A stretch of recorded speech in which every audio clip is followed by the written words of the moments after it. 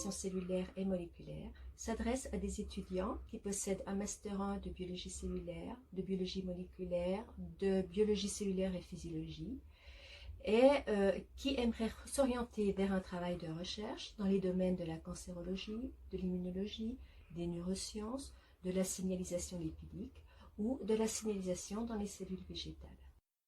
Cette année de master est vraiment très importante pour un futur chercheur. C'est la première fois qu'on vous confie un projet de recherche. Durant cette année, vous devrez acquérir des compétences techniques afin d'obtenir des résultats fiables et reproductibles. Vous devrez acquérir une démarche scientifique rigoureuse, l'esprit de synthèse et d'analyse nécessaire à un travail de recherche. Ce master est organisé en 2 semestres. Durant le premier semestre, entre septembre et novembre, vous aurez la possibilité de suivre des enseignements dans les domaines de l'immunologie, de la signalisation cellulaire et de l'oncogénèse, mais aussi de la signalisation cellulaire et moléculaire végétale. Vous aurez aussi l'occasion de suivre des enseignements sur la neurosignalisation et sur les lipides et les risques pathologiques. Vous devrez également suivre une unité de méthodologie de conférence dans le but d'élargir et d'enrichir vos connaissances scientifiques. Durant ce premier semestre, vous devrez aussi rédiger un mémoire bibliographique. Durant le second semestre, vous effectuerez un stage de recherche de 6 mois dans un laboratoire labellisé par le Master à Dijon ou à Besançon. Il est aussi possible d'effectuer un stage... La force du M2SCM est les laboratoires partenaires. Nous avons sur les campus des universités de Bourgogne et de Franche-Comté environ une quarantaine d'équipes de reconnaissance internationale travaillant sur des thématiques très différentes.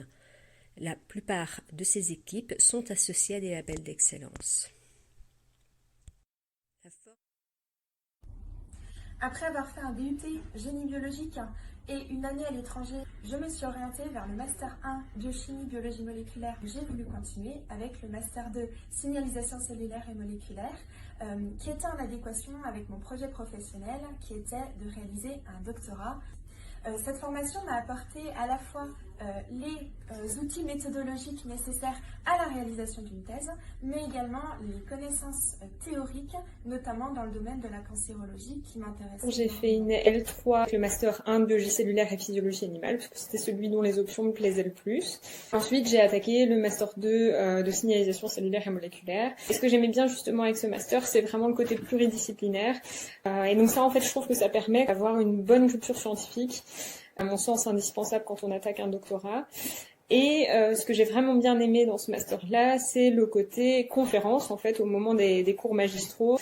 Ce que j'ai trouvé aussi dans ce master-là, c'est qu'on était bien préparé à la thèse. Moi, je me suis fait le choix de partir à l'étranger pour mon stage de M2.